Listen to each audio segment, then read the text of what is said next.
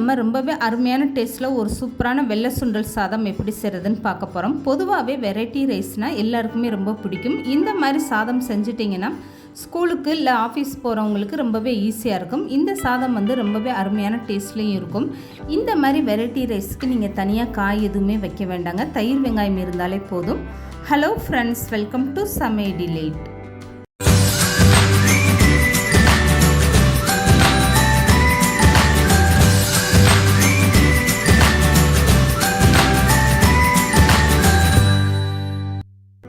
இந்த வெள்ளை சுண்டல் சாதம் செய்கிறதுக்காக இந்த மாதிரி கிளாஸில் நான் அரிசி அளந்து எடுத்திருக்கேன். இதில் ஒரு கிளாஸ் அளவுக்கு பாஸ்மதி ரைஸ் நான் எடுத்திருக்கேன். நீங்கள் வீட்டில் பயன்படுத்துகிற அரிசியை கூட எடுத்துக்கோங்க. இப்போ இந்த அரிசியை ஒரு 3 டைம் நல்லா கழுவி எடுத்து வச்சுக்கோங்க. இப்போ எந்த கிளாஸில் நீங்கள் அரிசி எடுத்தீங்களோ அதிலே அரை கிளாஸ் அளவுக்கு நீங்கள் வெள்ளை சுண்டல் எடுத்து அதை நைட்டே நல்லா ஊற வச்சுருங்க. அப்போ காலையில் உங்களுக்கு சாதம் செய்கிறதுக்கு ரொம்ப ஈஸியாக இருக்கும். ஊறின சுண்டைக்கடலையை ஒரு அரை கிளாஸ் அளவுக்கு தண்ணி ஊற்றி இதை ஒரு 2 விசில் வச்சு எடுத்துக்கோங்க. இந்த மாதிரி அரை வேக்காடை நீங்கள் எடுத்து வச்சுக்கோங்க. அதுக்கப்புறமா இந்த அரிசியும் கழுவி ரெடி பண்ணி எடுத்து வச்சுக்கோங்க. இப்போ இந்த வெள்ளை சுண்டல் சாதம் எப்படி செய்கிறதுன்னு பார்க்கலாம். இப்போ இந்த சாதம் செய்கிறதுக்காக ஸ்டவ் ஆன் பண்ணிவிட்டு ஒரு குக்கர் எடுத்து வச்சுக்கோங்க. குக்கர் நல்லா சூடானதுமே 4 ஸ்பூன் அளவுக்கு நல்லெண்ணெய், அப்படி இல்லைன்னா கடலெண்ணெய் சேர்த்துக்கோங்க. இது கூடவே 2 ஸ்பூன் அளவுக்கு நெய் சேர்த்துக்கோங்க. நெய் சேர்த்து செய்யும்போது இந்த சாதம் நல்லா வாசனையாக டேஸ்ட்டாகவும் இருக்கும். இப்போ இந்த எண்ணெயும் நெய்யும் சேர்ந்து நல்லா சூடானதுக்கப்புறம் தாளிக்கிறதுக்காக 1 ஸ்பூன் அளவுக்கு ஜீரகம், 1 ஸ்பூன் அளவுக்கு சோம்பு, இது கூடவே 2 பட்டை, 3 கிராம்பு, 2 ஏலக்காய் சேர்த்துக்கோங்க. இது எல்லாமே சேர்ந்து நல்லா பொரிஞ்சு வரட்டும். ஒரு டைம் நல்லா கலந்து கொடுத்துருங்க. லேசாக இந்த மாதிரி பொரிஞ்சு வந்ததுமே கட் பண்ணி வச்சுருக்க வெங்காயம் சேர்த்துக்கோங்க. ஒரு பெரிய வெங்காயம் எடுத்து அதை இந்த மாதிரி லேசாக கட் பண்ணிவிட்டு அந்த வெங்காயத்தை சேர்த்துக்கோங்க. இப்போ வெங்காயம் நல்லா வதங்கி வரட்டும். அது வரைக்குமே நல்லா வதக்கி விட்டுருங்க. வெங்காயம் ஒரு கண்ணாடி பதம் வரட்டும். அந்த மாதிரி ஸ்டேஜில் மற்ற பொருட்கள் எல்லாமே சேர்த்துக்கிறலாம். இப்போ இந்த சாதம் நான் 1 கிளாஸ் அளவுக்கு அரிசி எடுத்து அதுக்கான அளவுகளில் தான் நான் செஞ்சுக்கிட்டு இருக்கேன். நீங்கள் அதிக அளவில் அரிசி எடுக்கும்போது மற்ற பொருட்கள் எல்லாமே கூடுதலாக நீங்கள் சேர்த்துக்கோங்க. இப்போது வெங்காயம் வதங்கி நல்லா ஒரு கண்ணாடி பதம் வந்துருச்சு. இந்த மாதிரி நேரத்தில் கட் பண்ணி வச்சுருக்க தக்காளி சேர்த்துக்கோங்க. 1 கிளாஸ் அரிசிக்கு 2 தக்காளி நீங்கள் கட் பண்ணிங்கன்னா போதும். இது கூடவே 2லேருந்து 3 பச்சை மிளகாவும் சேர்த்துக்கோங்க.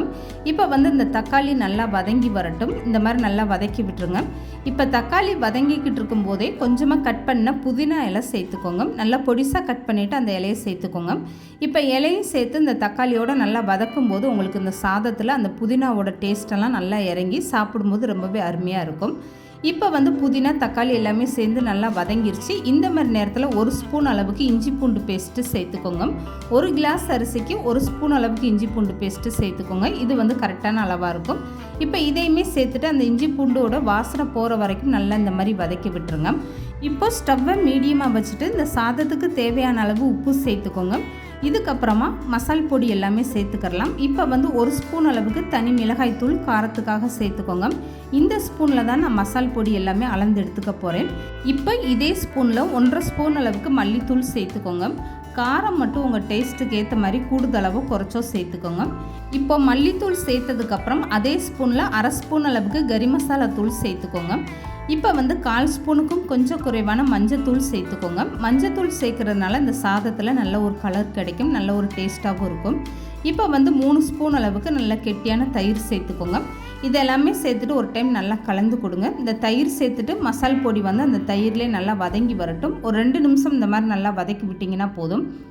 இப்போ பாருங்கள், தயிரோடு சேர்த்துட்டு இந்த மசாலாலாம் நல்லா வதக்கும் போது அந்த எண்ணெய் தனியாக மசாலா தனியாக நல்லா பிரிஞ்சு வரணும். அது வரைக்குமே இந்த மாதிரி நல்லா வதக்கி விட்டுருங்க. இதுக்கப்புறமா வேக வச்சுருக்க இந்த சுண்டைக்கடலையை அப்படியே சேர்த்துக்கோங்க. தண்ணி இல்லாமல் வெறும் சுண்டைக்கடலையை மட்டும் சேர்த்துக்கோங்க. இந்த சுண்டைக்கடலை சாதம் செய்கிறீங்கன்னா நீங்கள் முத நாள் நைட்டே சுண்டைக்கடலையை எடுத்து நல்லா ஊற வச்சுருங்க. மறுநாள் காலையில் சாதம் செய்கிறதுக்கு முன்னாடி ஒரு அரை கிளாஸ் தண்ணி சேர்த்து இந்த சுண்டைக்கடலையை 2 விசில் வச்சு வேக வச்சு எடுத்துக்கோங்க. இப்போ சுண்டல் எல்லாம் சேர்த்ததுக்கப்புறம் இந்த தண்ணியை நீங்கள் அப்படியே எடுத்து வச்சுருங்க. இந்த தண்ணியுமே இந்த சாதத்தோடு சேர்த்துக்கோங்க. தண்ணியை நீங்கள் வேஸ்ட்டு பண்ண வேண்டாம். இப்போ இந்த சுண்டைக்கடலையை மசாலோட சேர்த்து ஒரு டைம் நல்லா இந்த மாதிரி கலந்து கொடுத்துருங்க. இப்போ இந்த சுண்டல் மசாலாலாம் சேர்த்து இந்த மாதிரி நல்லா வதக்கி விட்டதுக்கப்புறம் கழுவி வச்சுருக்க அரிசியை அப்படியே சேர்த்துக்கோங்க. தண்ணி இல்லாமல் அப்படியே சேர்த்துக்கோங்க. நான் பாஸ்மதி ரைஸ் எடுத்திருக்கேன். 1க்கு 1.5 கிளாஸ் அளவுக்கு நான் தண்ணி சேர்த்துருக்கேன். நீங்கள் எந்த கப்பில் கிளாஸில் எடுக்கிறீங்களோ 1 கிளாஸ் அரிசினா 1.5 கிளாஸ் அளவுக்கு தண்ணி சேர்த்துக்கோங்க. 1 கிளாஸ் அளவுக்கு தண்ணியும் மீது அரை கிளாஸ் இந்த பயர் வேக வச்ச தண்ணியை நான் அப்படியே சேர்த்துருக்கேன். மொத்தத்தில் குக்கரில் 1.5 கிளாஸ் அளவுக்கு தண்ணி சேர்த்தாச்சு. இப்போ வந்து இந்த அரிசியை ஒரு டைம் நல்லா கலந்து கொடுத்துட்டு உப்பு உரப்பு வந்து இப்போ நீங்கள் டேஸ்ட்டு பார்த்துக்கோங்க. இதுக்கப்புறமா மேலே வந்து கட் பண்ண புதினா கொஞ்சமாக தூவி விட்டுக்கோங்க. இப்போ வந்து அப்படியே குக்கரை மூடி போட்டுட்டு கரெக்டாக ஒரு 2 விசில் வச்சு எடுத்துக்கோங்க. பாஸ்மதி ரைஸ் இல்லை ஜீரக சம்பா அரிசி எடுத்திங்கன்னா தண்ணியோட அளவு இதவே சேர்த்துக்கோங்க. நீங்கள் வீட்டில் பயன்படுத்தக்கூடிய அரிசி எடுத்திங்கன்னா அதுக்கேற்ற மாதிரி நீங்கள் தண்ணி யூஸ் பண்ணிக்கோங்க. இப்போ வந்து 2 விசில் வந்ததுக்கப்புறம் இந்த குக்கரை அப்படியே 10 நிமிஷம் வந்து ஓப்பன் பண்ணாமல் விட்டுருங்க.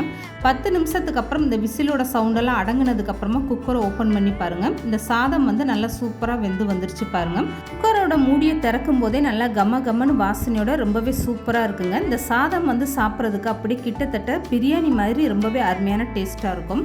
இது வந்து பாஸ்மதி ரைஸில் செஞ்சுருக்கிறதுனால அப்படியே ஒரு பிரியாணி சுவையில் ரொம்பவே சூப்பராக இருக்கும். இப்போ வந்து குக்கர் மூடி ஓப்பன் பண்ணதுக்கப்புறம் கரண்டி வச்சு இந்த மாதிரி ஓரங்களில் அப்படியே நல்லா கலந்து கொடுங்க. அவ்வளோதாங்க.